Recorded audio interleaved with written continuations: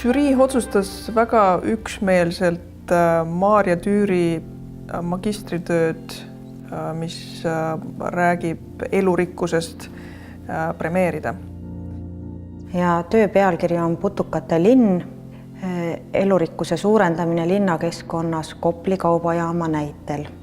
Aga mis on sellisest tavalisest planeeringust erinev, on see, et inimese kõrval on fookusse toodud üks teine elusolendite rühm ehk nimelt putukad, et üritada planeerida nii, et elukeskkond oleks peale inimese tagatud ka teistele liikidele.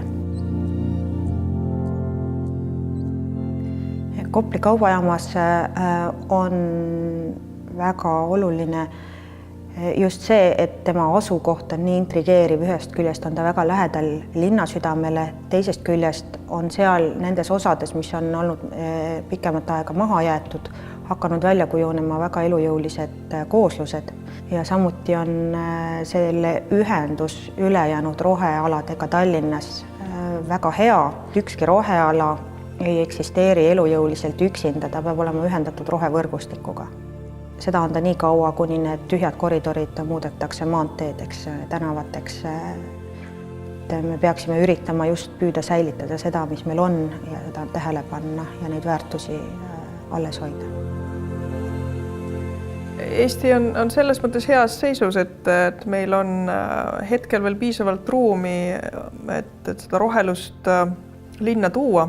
Me ei ole nagu New York, mis on külg-külje kõrval hooned ja seal läheks elurikkuse linna toomine oluliselt kallimaks.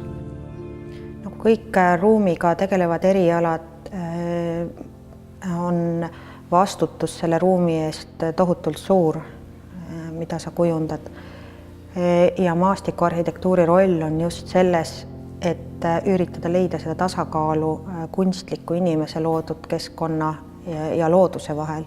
Et inimene on evolutsiooniliselt niimoodi välja arenenud, et ta kardab ikkagi metsikut loodust. Et terve ajaloo jooksul on kultuur tegelenud sellega, et tõmmata piire enese ja metsiku looduse vahele. On nagu piltlikult öeldes lapi haaval seda maad kätte võidetud metsiku looduse käest. Ja nüüd järsku me oleme täiesti uues olukorras 20. sajandil, kus see olukord on pea peale pöördunud, kus inimene koos oma kaasnevate tegevustega on muutunud ohuks kõigile ökosüsteemidele ja kaasa arvatud iseendale. Aga elurikkuse mõju tavalisele linnaelanikule on kaudselt see, et see tagab üldse puhta vee, puhta toidu. Aga otseselt on uuritud näiteks psühholoogilist mõju. Et haljasala, kus on rohkem liike, mõjub psühholoogiliselt paremini inimestele kui ainult muru ja suurte puudega haljasala. Paljud põhimõtted, mis tooksid elurikkust linna juurde, on tegelikult väga lihtsad. Näiteks lehtede sügisel riisumata jätmine parkides, harvem niitmine, vähem regulaarselt hooldatud muru pindala ja kõige suurem takistus, mis on nende põhimõtete elluviimisel, ongi väga sageli inimeste arusaam sellest, milline peab olema ilus haljasala.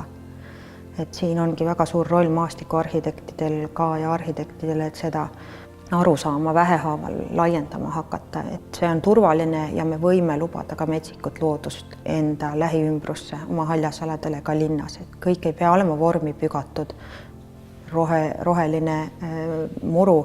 Et tegelikult Eesti oma maastikuarhetüüp, millest eestlased võiksid palju rohkem eeskuju võtta, on meie oma poollooduslikud kooslused, puisniidud, loopealsed, et seda kasutada inspiratsioonina oma töös.